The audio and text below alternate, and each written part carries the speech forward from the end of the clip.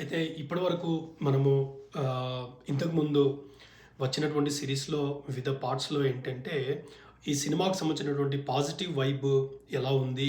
ఎందుకు ఉంది? అనేటటువంటి విధంగా మనం మాట్లాడుకున్నాము. But at the same time అంటే నాకు పర్సనల్‌గా నేను ట్రైలర్ చూసినప్పుడు నాకు కొంచెం డౌట్‌ఫుల్‌గా ఉన్నటువంటి ఏరియా ఏంటి అనంటే, మామూలుగా ఆహ్, సినిమాలో ఏంటంటే ఒక స్ట్రెయిట్ నేరేషన్ ఉన్నప్పుడు జనరల్‌గా ఉన్నప్పుడు ఏంటంటే కొంచెం ఈజీగా జనాలకి అర్థమయ్యేటటువంటి అవకాశం ఉంది. సో, ప్రేక్షకులకి చాలా ఈజీగా కనెక్ట్ అయ్యేటటువంటి అవకాశం ఉంది.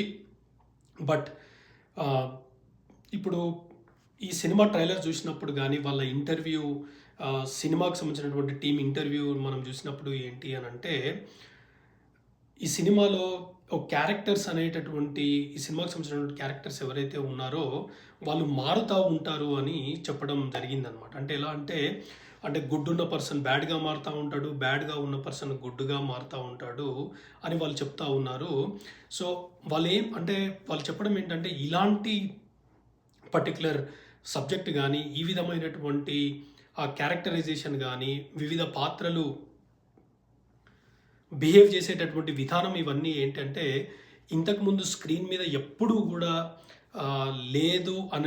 రాలేదు అనేటటువంటి విధంగా వాళ్ళు చెప్తా ఉన్నారు. బట్ అగైన్ నేను చెప్పినట్టుగా ఏంటి అనంటే, ఒక కొత్త దర్శకుడు తీసుకున్నప్పుడు, సినిమా తీసినప్పుడు ఏంటంటే, ఇలా ఏదో ఒక కొత్త రకమైనటువంటి ఆలోచనతోని వచ్చినప్పుడు మాత్రమే, ఆ కొత్త దర్శకునికి నమ్మి వాళ్ళు పెద్ద పెద్ద సినిమాలు ఇవ్వడం జరుగుతా ఉంటుందనమాట.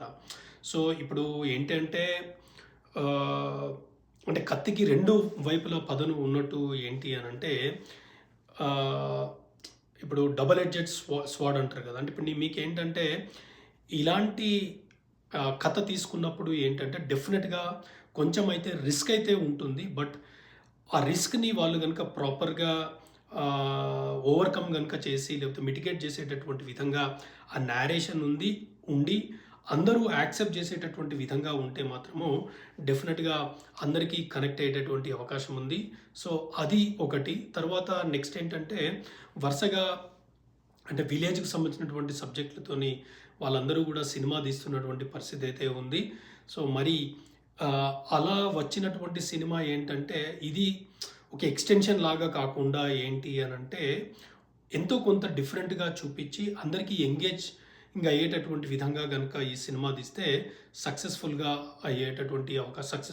సినిమా అయ్యేటటువంటి అవకాశం ఉంది. సో, కాబట్టి ఈ పర్టిక్యులర్ 2 పాయింట్స్ మరి ఏ విధంగా స్క్రీన్ మీద ఉంటుంది అనేటటువంటిది చూడాలి. ఈ పర్టిక్యులర్ విషయంలో అయితే నాకు కొంత అయితే డౌట్‌ఫుల్‌గానైతే ఉంది. బట్ అదర్ థాన్ దట్ ఏందనంటే మిగతా అన్ని విషయాలు గూడా చాలా పాజిటివిటీగా అయితే నాకు అనిపించిందనమాట. Thank you.